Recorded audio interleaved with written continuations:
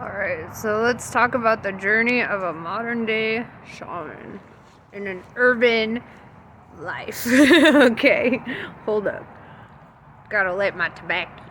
That's part of it. My journey began in college.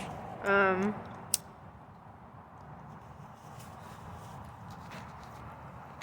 I studied what all aliens do. Um, I studied humans, and so I went to school to be a biological anthropologist. And through my journey, I took this ethics class, right, to learn philosophy, because I was all like, science, philosophy, I love it, you know. My philosophy professor, my ethics professor, also became my world religions professor. Sorry, I'm stoned. And you guys already know. So he became my world religions professor in the next term. Every term I'm taking this guy's courses, right? And here's why. Okay, well, for one, he's a medicine man, so he did things different, right? We would meditate, and he had a master's in Zen philosophy. So he was like no noob. He was all about the Eastern school of thought. He was like modern day shaman, cool as fuck guy. Like he had his own sweat lodge that him and his tribe built together. He took me to do Aztec danza and learn how to dance with them. There's all kinds of cool shit. But and his wife is fucking awesome. But anyway, back to this story. So I go to this guy's class. We do a 10-minute meditation, and all of a sudden he's like, all right, everybody, grab a chair, pull it in this circle. And I was like, what's he doing? Some sort of social experiment? I know this. He's studying humans. He wants to know how we're going to react to this madness. And I was just like, I'm on to this guy, you know? And then all of a sudden he's like, the reason we're sitting in a circle right now is because there's no leader in this class. We are all leaders. And we are all leading this class. We are all participating in this class. Everybody is equal here, and so we will all sit side by side. And I was like, okay, I like this guy. He's pretty cool, okay. And that's where it took off. And that's where I really started questioning like how stuck I was in my atheism at the time, because I got pretty mad at God at some point. And I was like, there ain't a God wouldn't do this. You know, we all do that. And he really helped guide me to God. God I kind of found through physics, and that's a whole other video for a whole other day. I will explain that when I get into science mode. Natty, your science guy. Yeah, dude. So today I'm philosophy guy. And this is how I became a medicine woman. Okay, so I basically, like, I apprenticed under him. I went to his, he did these meditation classes outside of the school, and I would go to those. He was always teaching Zen. He was the first one that really taught me about chakra alignment and just everything, we went foraging, and he taught me about the different uses of different plants and all that stuff. It was fucking sick, right? It was like, even, my family went swimming with his family, and we talked about water and how water is life, and how life, basically just the power of water and just everything like that, and he was actually the one I consider to be the one who baptized me in fire. See, I was baptized in fire and water. And it was the last time I was in his sweat lodge. I'd been in a sweat lodge a bunch of times before. This time was different. This time, the spirituality, it was always at a solid 7, but this time it was like a solid 10. Like, we were so connected with the divine. It was like you could feel it in the lodge, like, and the drums were beating. We were smoking tobacco out of a corn husk, which is disgusting, by the way. It's horrible. It hurts, but like, that's part of it, you know. Tobacco is medicine to us, you know, and water is medicine to us. Weed is medicine. There was some weed smoking. Okay, I brought some joints. You know me. But we were up in there, and we were having a total spiritual experience. There was like, we would just talk about, like, we would let the divine speak through us, and like, and there was just so much power and so much going on in that, you know, and just with the heat, the fire, the sweat lodge, you know, they basically like, and he brings in, along with, you know, having the stove going inside this like hut. For those of you who don't know what a sweat lodge is, so we're inside like this mud hut thing that they had made themselves, and in the middle there's like a stove, and him and I had foraged for cedar to put all over the floor to sit on, and the cedar smelled amazing in there. It was like, oh my god, it was so fucking awesome. It was like, it was magic. You walk in there and it's like magic, you know. You felt the ancestors, you felt spirit in there, like, and it was strong and powerful. It was probably one of the most powerful experiences of my life. And I mean, there were some turns towards the end, but because when you get in touch with spirit, sometimes darker spirit comes out, and you know. But I ain't here to talk about that. I'm here to talk about, you know, because I just want to be fully like honest about my experience.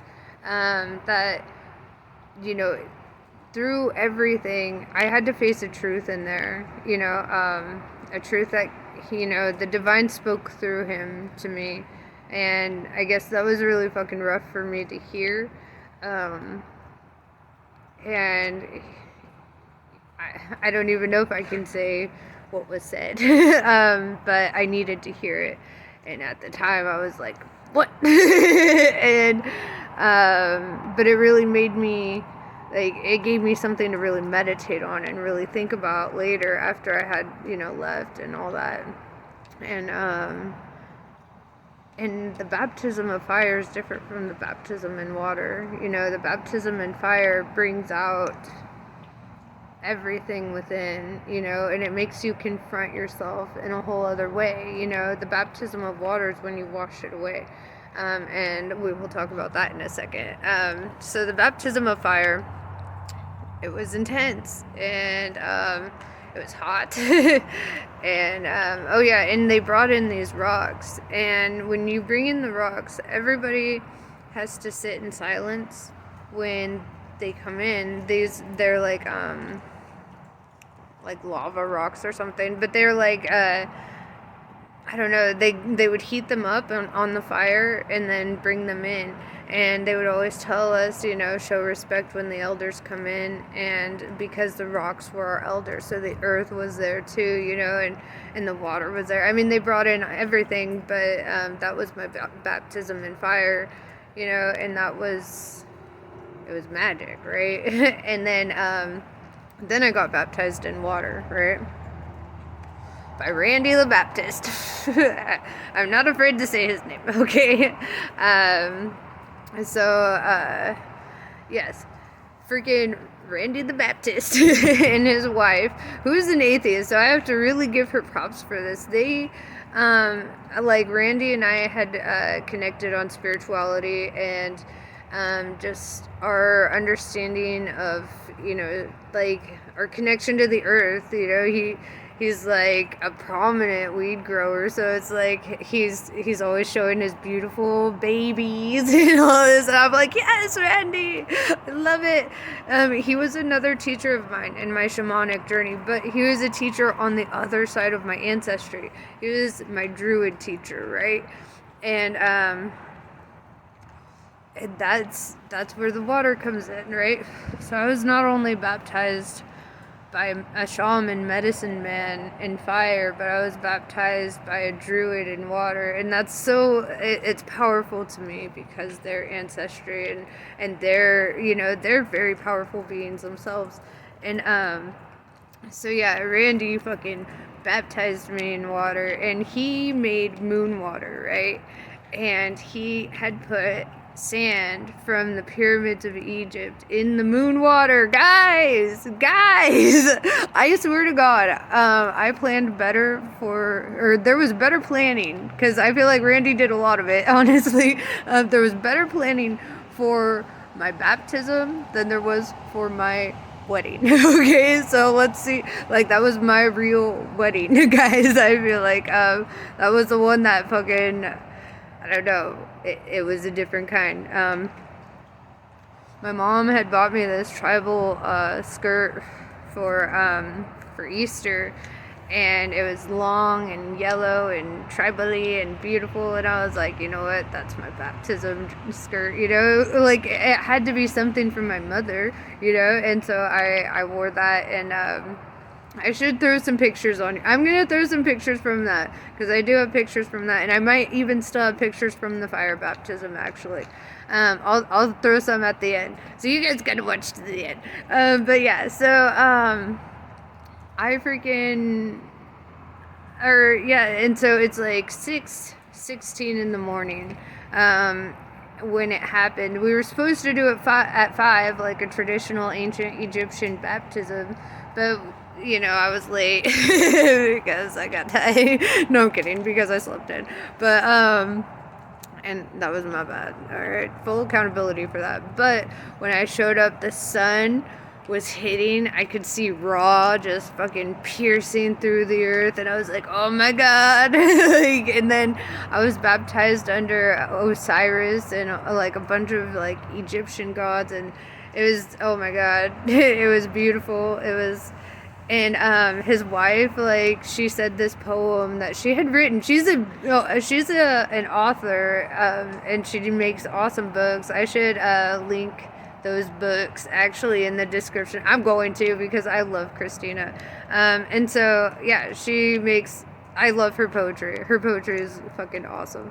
But yeah, she read one of her poems, and I was sitting there like, oh my God, this is the most fucking beautiful thing. And Druids, they do magic through poetry, right? And so that like hit on a whole other level. It was like, oh my God, I could feel the magic in the poetry, like the same way that I felt the magic in the drums and the sweat lodge, and it was like, it hits, and like you feel your spirit come alive, and you feel yourself connect on like this level with your ancestors. And I remember thinking, fuck, it's cold, and the water's gonna be cold, and fuck. And when the water touched my head, it felt warm. It didn't feel cold. And it was fucking epic. It was like the most epic thing that ever happened to me. And I don't know, so this is me on my shamanic journey. That's how it all started, guys. And then I started making medicine, and I started giving people medicine, helping them heal, like making salves for foot ulcers and eye drops for this girl who's ex-boyfriend that I want to kill. No, I'm kidding. But he freaking super glued her eyes shut while she was sleeping. And yeah, so I made her eye drops to help her heal and get, decent vision back or whatever. But dude, I cannot believe that some fucking people are that evil, but let's not talk about that. Sorry. See, I have to get that under control, because I get really fucking ragey about shit like that. Yeah, so freaking, I don't know. I started making medicines. I started doing the work. I started counseling and like really fucking helping people as much as I can, And so when I'm doing my tarot readings and I'm doing all these like videos for you, these lessons and stuff, these are things that I've learned on my journey.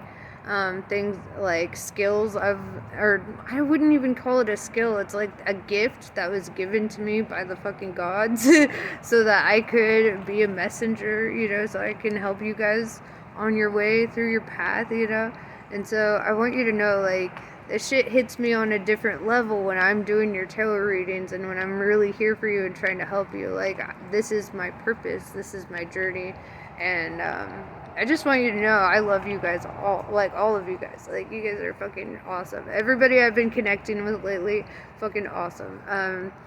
Even people who try to connect on a negative front, or they try to be all negative to me, I'm like, you know what, I'm gonna leave you with some knowledge anyway, because, you know what, here's some fucking love and light, brother. You know, like, take that, son of a gun. But yeah, you know, and I just love this journey, and thank you for being here for it. I'm gonna drop those pictures now. Talk to you later.